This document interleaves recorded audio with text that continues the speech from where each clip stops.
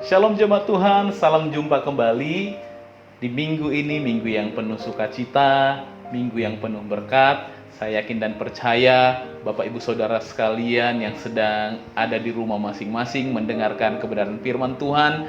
Saya yakin saudara menanggapi kebenaran firman Tuhan, memiliki kerinduan, antusias yang luar biasa untuk sama-sama diberkati melalui kebenaran firman Tuhan. Nah, Bapak Ibu Saudara sekalian, untuk membuka sesi kebenaran firman Tuhan ini, marilah kita berdoa bersama-sama. Allah Bapa kami yang bertahta dalam kerajaan surga, kami mengucap syukur buat hari ini Tuhan berikan kepada kami untuk kembali kami dapat beribadah, untuk mendengarkan kebenaran firman Tuhan. Kami yakin dan percaya kebenaran firman Tuhan akan mendewasakan kami, akan memberkati kami Tuhan.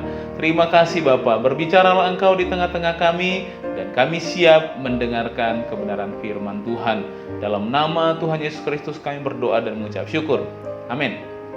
Jemaat Tuhan, minggu lalu kita sama-sama belajar mengenai satu tokoh dalam Alkitab, yaitu Saul, di mana kita mengambil satu tema khotbah, yaitu roh yang jahat daripada Tuhan atas diri Saul.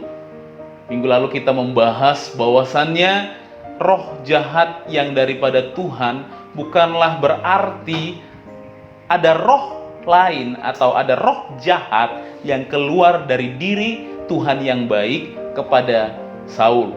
Itu merupakan roh jahat yang Tuhan izinkan datang kepada Saul, karena Saul sendiri sudah tidak dengar-dengaran akan roh Tuhan. Ketika firman Tuhan datang kepada dia, dia justru bersikap acuh terhadap kebenaran yang sampai kepada dia.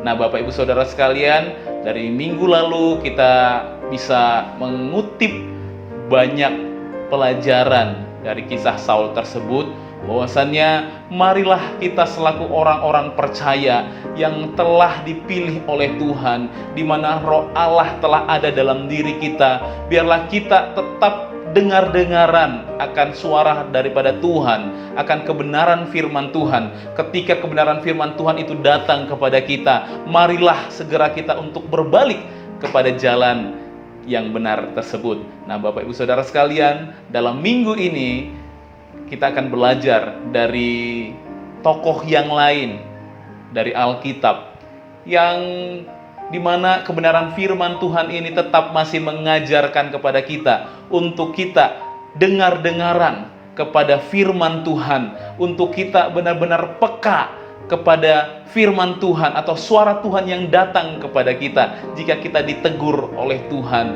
berbaliklah kepada jalan yang benar. Minggu ini kita akan belajar dari tokoh Firaun. Saudara mungkin pernah mendengar satu pernyataan di Alkitab yang mengatakan, maka Allah mengeraskan hati Firaun. Nah, Bapak Ibu Saudara sekalian, ada suatu isu yang timbul dari pernyataan ini yang mengatakan begini, Bapak Ibu Saudara sekalian. Jika Allah yang mengeraskan hati Firaun, kenapa Allah menghukum Firaun? Karena Allah yang mengeraskan hati Firaun. Kalau begitu, Allah telah berbuat, Allah menjadi pelaku pertama. Mengapa Firaun mengeraskan hatinya? Nah, apakah memang demikian, Bapak Ibu Saudara sekalian? Isu ini tidak jauh berbeda dari apa yang kita pelajari minggu lalu. Itu sebabnya mengapa khotbah ini adalah khotbah berseri, karena pada dasarnya isu ini tidak jauh berbeda. Kebenaran firman Tuhan yang hendak disampaikan pada hari ini adalah tetap kita harus peka dengan suara Tuhan, dengan kebenaran firman Tuhan yang datang kepada kita, agar kita tidak acuhkan suara Tuhan yang datang kepada kita. Jangan kita berpikir kita telah melakukan yang baik, kita telah melakukan yang benar, tetapi hal-hal yang kecil yang pada dasarnya Tuhan perintahkan kepada kita, kita juga tidak taati, sampai akhirnya lama-kelamaan kita menjadi tidak peka dengan suara Tuhan. Nah, Bapak Ibu Saudara sekalian, dari tokoh Firaun ini kita akan belajar bersama-sama. Mari kita buka kebenaran firman Tuhan di dalam Keluaran 9 ayat yang ke-12. Keluaran 9 ayat 12. Tetapi Tuhan mengeraskan hati Firaun, sehingga ia tidak mendengarkan mereka, seperti yang telah difirmankan Tuhan kepada Musa. Di antara Keluaran 4 sampai Keluaran 14, ada 20 kali kata mengeraskan hati dicatat, Bapak Ibu Saudara sekalian. 10 di antaranya di sana dikatakan bahwa Allah lah yang mengeraskan hati Firaun. Tentunya kita bisa beranggapan atau berasumsi bahwasannya Allah yang menjadi pelaku pertama dari kekerasan hati Firaun. Itu sebabnya Allah lah yang harusnya bertanggung jawab karena dia yang mengeraskan hatinya. Kenapa Allah yang mengeraskan hatinya? Allah juga yang menghukum. Bukankah Allah yang menjadi pelaku utama? Bukankah Allah yang merencanakannya dari awal untuk mengeraskan hati Firaun? Kenapa Allah merencanakan yang jahat, setelah itu menghukum orang tersebut? Nah, akan menjadi sangat tidak adil, bukan? Tetapi apakah memang demikian, Bapak Ibu Saudara sekalian? Perlu kita ketahui bersama bahwa tulah pertama yang tercatat di dalam Keluaran 7 ayat 14 sampai tulah yang kelima yang tercatat di dalam Keluaran 9 ayat yang ke-7, di sana dikatakan bahwa Firaunlah yang mengeraskan hatinya sendiri, Bapak Ibu Saudara sekalian. Jadi di 5 tulah pertama tersebut Alkitab jelas mencatat Firaunlah yang mengeraskan hatinya sendiri. Setelah itu dalam tulah yang ke-6 dan selanjutnya sampai tulah yang terakhir, di sana baru dikatakan Allah mengeraskan hati Firaun. Memang benar, sebelum tulah itu sendiri Allah mengatakan kepada Musa, Allah mengutus Musa untuk membebaskan bangsa Israel yang ada di Mesir pada saat itu. Memang Allah mengatakan kepada Israel bahwasannya Allah akan mengeraskan hati Firaun. Tetapi kita akan gali bersama-sama, Bapak Ibu Saudara sekalian, apakah memang Allah yang menetapkan dari awal kekerasan hati Firaun tersebut? Apakah memang demikian? Apakah memang Allah merancangkan yang jahat kepada Firaun, setelah itu Allah menghukumnya? Saya akan coba jelaskan kepada Bapak Ibu Saudara sekalian dalam sebuah slide. Kita lihat slide ini bersama-sama. Jika kita melihat bersama-sama tentang tema mengeraskan hati Firaun ini secara urutan peristiwa, di bagian pertama kita akan mendapati Allah berfirman kepada Musa bahwa ia akan mengeraskan hati Firaun. Hal ini terdapat dalam Keluaran pasal 4 ayat yang 21 sampai Keluaran pasal 7 ayat yang ketiga. Jadi Allah yang memang berfirman terlebih dahulu kepada Musa bahwa ia akan mengeraskan hati Firaun. Tetapi apakah memang karena ayat ini tertulis di awal sebelum tulah, apakah itu berarti Allah pelaku pertama dari kekerasan hati Firaun? Nah, di urutan peristiwa berikutnya, yaitu tulah pertama sampai tulah kelima, di sana jelas dicatat bahwa Firaun sendiri yang mengeraskan hatinya. Ini bisa kita amati di dalam Keluaran pasal 7 ayat yang ke-14 sampai dengan Keluaran pasal 9 ayat yang ke-7. Dan di urutan peristiwa berikutnya, yakni tulah ke-6 sampai tulah ke-10, Allah kemudian yang mengeraskan hati Firaun. Ini di pasal berikutnya, yaitu di Keluaran 9 ayat 8 sampai dengan Keluaran yang ke-10. Jadi Ini adalah urutan peristiwa dari penjelasan kebenaran firman Tuhan yang akan kita gali pada hari ini bersama-sama. Jika kita melihat slide yang baru saja ditampilkan, di sana dijelaskan bahwa Allah akan mengeraskan hati Firaun. Apakah memang Allah yang telah menetapkan kekerasan hati Firaun? Apakah memang konsepnya demikian? Apakah Allah telah menetapkan kejahatan dalam diri Firaun dan menghukumnya? Ada bahaya yang timbul jika kita berasumsi demikian. Kenapa Bapak Ibu Saudara sekalian? Kita akan menyalahkan Allah dalam segala hal yang terjadi dalam kehidupan kita. Baik itu kesalahan-kesalahan atau dosa yang kita lakukan, itu semua karena Allah telah rencanakan. Apakah memang demikian? Jika kita berpikir demikian, kita akan jatuh ke dalam kesesatan yang berpendapat bahwasannya ya udah, Allah telah menetapkan segala sesuatunya. Kita pasrah aja. Bahkan dosa-dosa, kejatuhan-kejatuhan kita, Allah lah yang telah menetapkan. Seharusnya Allah pula lah yang harusnya bertanggung jawab. Kenapa Firaun yang harus bertanggung jawab atas apa yang Allah telah lakukan? Kenapa saya harus bertanggung jawab atas apa yang telah Allah tetapkan?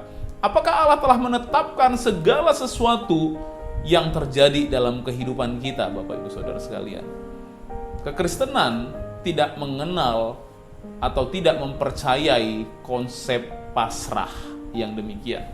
Jika kita akan mengingat kembali kisah Yunus yang disuruh Tuhan untuk berangkat ke kota Niniwe, apa yang terjadi Bapak Ibu Saudara sekalian? Meskipun awalnya Yunus sendiri sempat berubah arah, tetapi akhirnya Tuhan kembali mengingatkan dia untuk kembali ke tujuan mula-mula Allah menyuruh dia, yaitu ke kota Niniwe, Bapak Ibu Saudara sekalian. Kota Niniwe ini merupakan ibu kota dari bangsa Asyur, sebuah bangsa yang terkenal kejam luar biasa, yang membawa bangsa Israel juga kepada pembuangan, Bapak Ibu Saudara sekalian.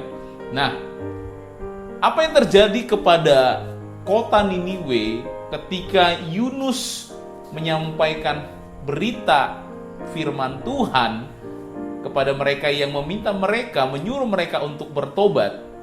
Apa yang terjadi? Niniwe berubah. Niniwe berbalik. Allah tidak jadi menghukum mereka.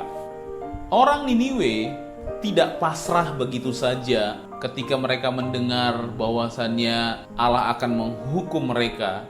Mereka tidak pasrah menerima kenyataan bahwa Allah telah menetapkan akan menghukum mereka. Ya udah, apa boleh buat, ya terima aja. Tidak demikian Bapak Ibu Saudara sekalian. Tetapi orang-orang di Niniwe datang berbalik kepada Tuhan, sehingga Tuhan sendiri, seperti yang tertulis dalam kitab Yunus, tidak jadi menghukum mereka. Jadi pada dasarnya kekristenan tidak mengenal atau tidak mempercayai konsep yang pasrah, menerima segala sesuatunya, bahwa segala sesuatunya telah ditetapkan oleh Tuhan, sehingga tidak ada usaha dari orang untuk bertobat atau berubah, Bapak Ibu Saudara sekalian. Nah, bagaimana dengan Firaun? Dalam peristiwa Firaun ini, Bapak Ibu Saudara sekalian, sepertinya kita harus membedakan antara kemahatauan Allah dengan kedaulatan Allah. Maksudnya bagaimana? Ini akan mempermudah kita untuk mengerti kebenaran firman Tuhan ini. Saya akan kasih sebuah contoh. Semoga ini memudahkan kita untuk membedakan antara kemahatauan Allah dengan kedaulatan Allah. Yaitu contoh dari kedua anak saya. Anak saya yang pertama, yaitu V, itu susahnya bukan main jika disuruh makan. Berbeda sekali dengan anak saya yang kedua, yaitu Le, yang sangat mudah dikasih makan. Jadi tanpa harus dipaksa, tanpa harus marah. Kalau Le ini lahap makannya Bapak Ibu Saudara sekalian. Tetapi kalau untuk V ini, mamanya bisa marah karena susahnya bukan main kalau disuruh makan. Saya selaku orang tuanya, selaku papanya, saya tahu anak saya V susah makan. Saya bilang kepada dia, V, kalau kamu nggak makan, Papa marah. Nah, apakah saya telah menetapkan bahwa saya akan marah kepada dia? Tidak, Bapak Ibu Saudara sekalian. Saya tahu V susah makan. Tapi kalau dia tidak makan, saya akan marah. Tetapi jika dia makan, saya tidak marah. Nah, apakah saya menetapkan nanti di suapan kedua nanti saya akan marah kepada dia? Apakah nanti saya telah menetapkan di suapan ketiga nanti saya akan marah? Karena di suapan kedua atau ketiga nanti dia pasti sudah mulai nggak bisa makan nih. Nanti pokoknya di suapan kedua atau ketiga saya akan marah kepada dia. Enggak, Bapak Ibu Saudara sekalian. Yang saya tahu adalah dia susah makan. Dan saya akan marah kepada dia jika dia tidak makan. Bagaimana kita mengaitkan hal ini pada peristiwa Allah mengeraskan hati Firaun? Allah mengeraskan hati Firaun dalam kemahatauan Allah. Memang Firaun adalah sosok manusia atau sosok pribadi yang memang keras hati. Tetapi kita harus paham, kita harus tahu Firaun sendiri di tulah pertama sampai yang tulah kelima yang mengeraskan hatinya. Jadi memang dia adalah orang yang keras hati. Makanya di tulah ke-6 sampai tulah yang terakhir, Allah semakin membuat dia keras hati. Allah mengeraskan hati Firaun. Tetapi pelaku pertama dari kekerasan hati Firaun adalah dia sendiri. Jadi siapa yang harus bertanggung jawab dalam peristiwa kerasnya hati Firaun sehingga dia dihukum oleh Allah? Pelaku pertamanya adalah Firaun itu sendiri, Bapak Ibu Saudara sekalian. Ini harus jelas bagi kita, sehingga kita tidak menyalahkan Allah. Akhirnya kita jatuh kepada prinsip hidup, ya pasrah aja, terima aja, aku begini, aku malas begini, ya memang Tuhan sudah tetapkan aku begini, pasrah aja. Ingat, kekristenan tidak percaya dengan prinsip hidup yang pasrah demikian, Bapak Ibu Saudara sekalian. Tetapi kehendak bebas kita dipergunakan untuk datang kepada Tuhan, berbalik kepada Tuhan. Ketika firman Tuhan datang kepada kita, suara Tuhan diperdengarkan dalam kehidupan kita. Di saat itulah kita meresponinya dan berbalik kepada Tuhan, seperti orang-orang di Niniwe, Bapak Ibu Saudara sekalian.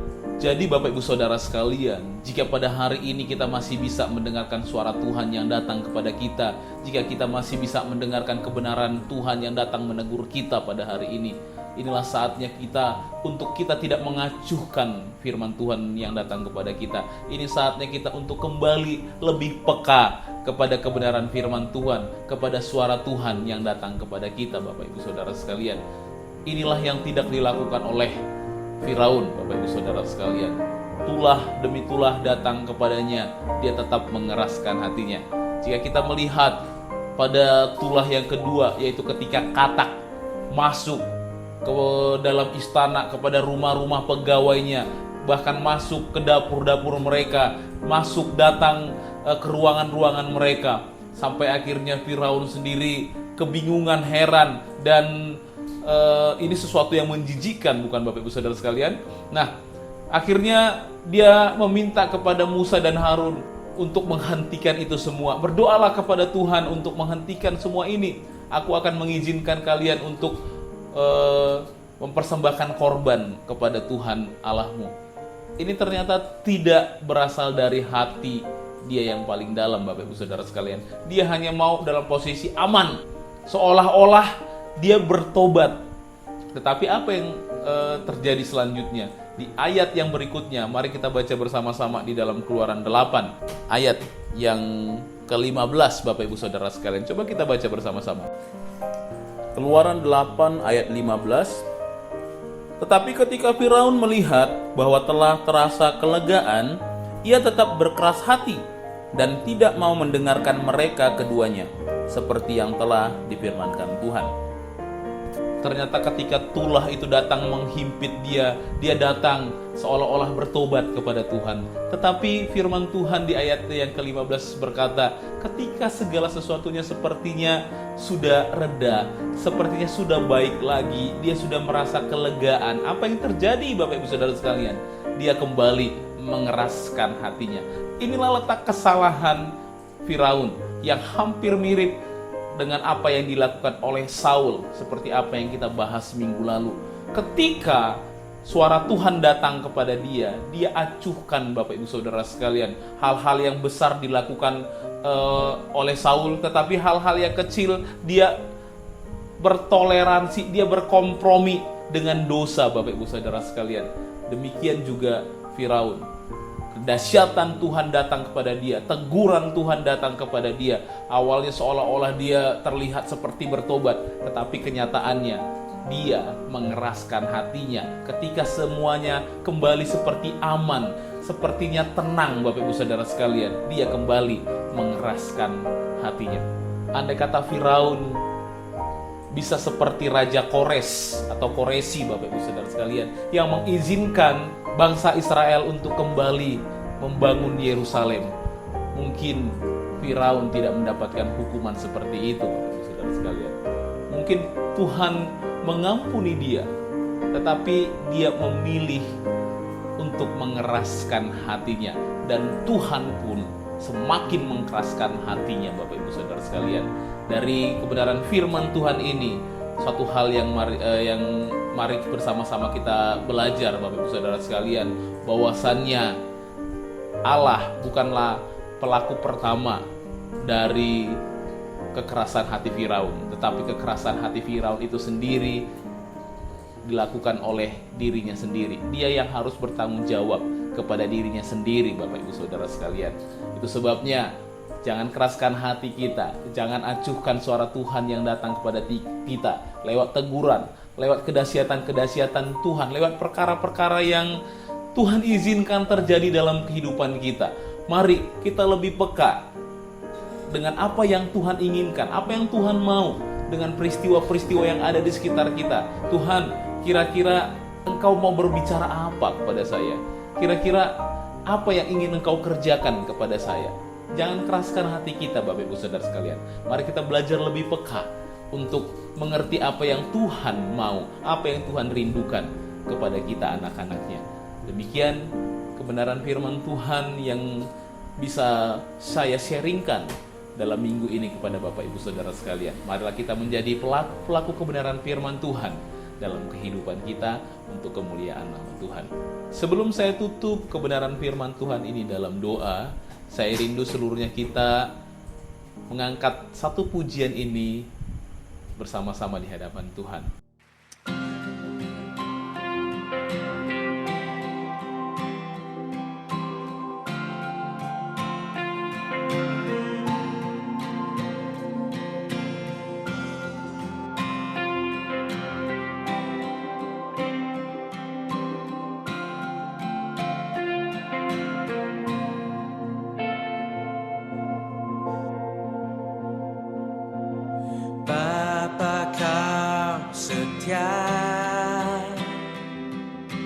Takkan meninggalkan, dan ku percaya Engkau milikku dan ku milikmu.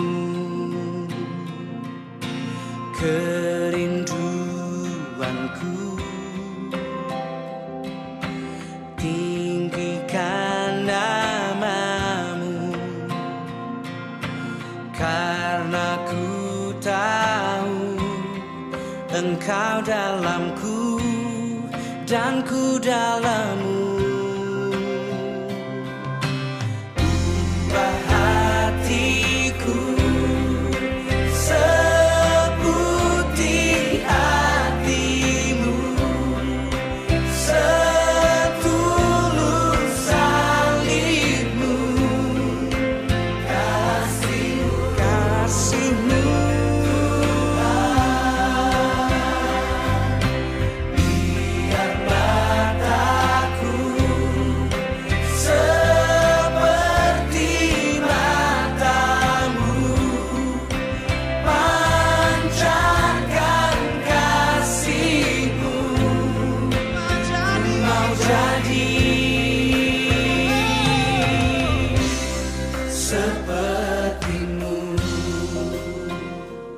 Demikian firman Tuhan pada hari ini. Mari kita bersatu di dalam doa. Allah Bapa kami yang bertahta dalam kerajaan surga, terima kasih untuk kebenaran firman Tuhan yang kembali datang kepada kami, mengingatkan kami, menegur kami, untuk kami lebih peka, dengar-dengaran kepada suara Tuhan yang datang kepada kami. Biarlah Tuhan, kami menjadi pelaku-pelaku kebenaran firman Tuhan. Kami benar-benar bisa lebih lagi peka mendengarkan suara Tuhan dalam kehidupan kami, sehingga kami Tuhan tahu apa yang Tuhan rindu untuk Tuhan kerjakan dalam kehidupan kami, anak-anak-Mu. Ampuni kami jika seringkali kami lalai. Ampuni kami jika kami seringkali mengacuhkan suara Tuhan yang datang kepada kami. Ini saatnya Tuhan, kami mau bertobat. Ini saatnya Tuhan, kami mau berubah untuk lebih peka lagi mendengarkan suara Tuhan, mendengarkan kebenaran firman Tuhan. Terima kasih Bapa. Di dalam nama Tuhan Yesus Kristus kami berdoa dan mengucap syukur dan menutup kebenaran firman Tuhan ini. Amin.